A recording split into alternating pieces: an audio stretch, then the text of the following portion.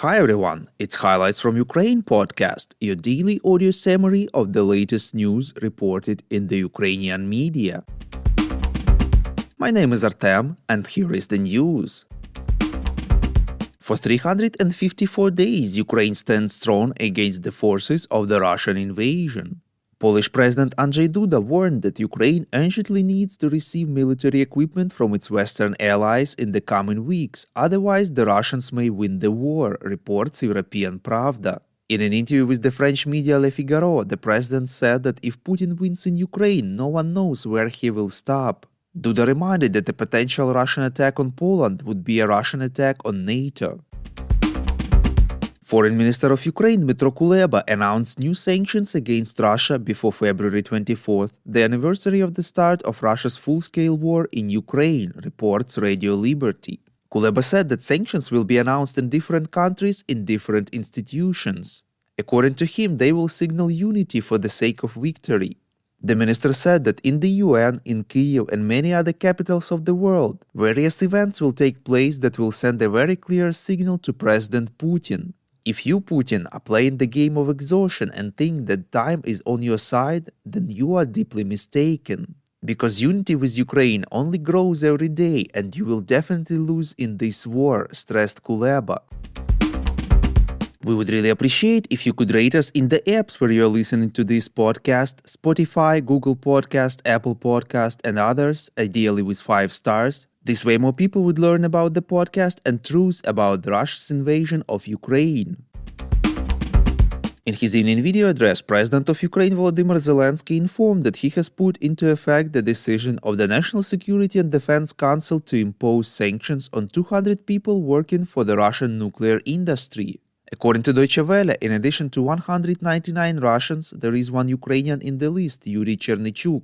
Chernychuk was deputy chief engineer of the Zaporizhzhia nuclear power plant, but defected to the Russians. Russian forces appointed him the new head of the nuclear power plant.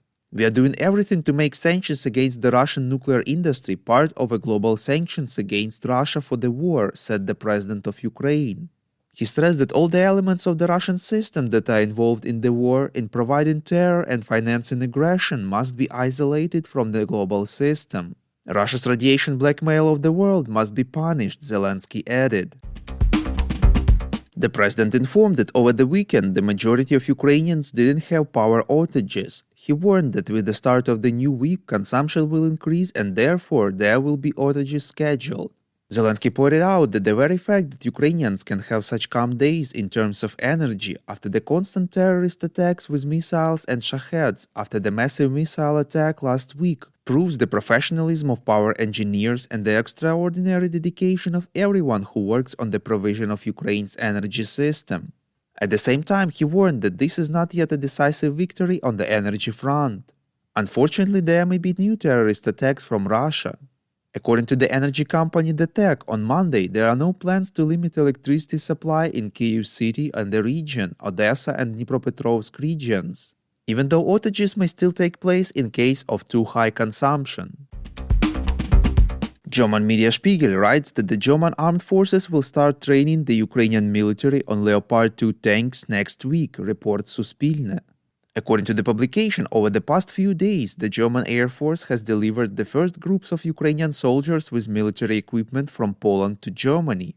In the middle of next week, training on the Leopard 2 will begin at the military training ground in Münster in Lower Saxony, where Ukrainian units are already training on the Marder armored vehicles.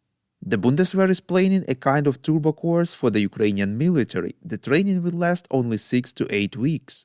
According to military personnel, due to a lack of time, only the basics can be taught, as training usually takes several years. Ukraine's defense intelligence believes that Russia is not ready for the second wave of mobilization and will postpone it, reports Liga. The representative of the military intelligence of Ukraine, Vadim Skibitsky, said during an interview with the Wall Street Journal that the Russians have not overcome all the difficulties they experienced during the first wave and are not ready for such a large-scale mobilization. Skibitsky clarified that if Russia goes ahead with a new round of mobilization, it will suffer from the same problems that the previous wave revealed, including the lack of modern equipment, combat-ready officers, as well as lack of capacity to train a huge number of untrained people.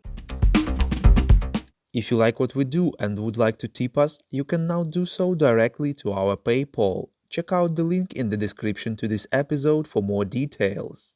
And as usual, you can subscribe to our Patreon. In gratitude for your help, we will give you access to a series of exclusive episodes on wartime life in Ukraine. We call on you to demand from governments of your countries to impose the toughest sanctions possible on Russia and its citizens to stop their invasion of Ukraine.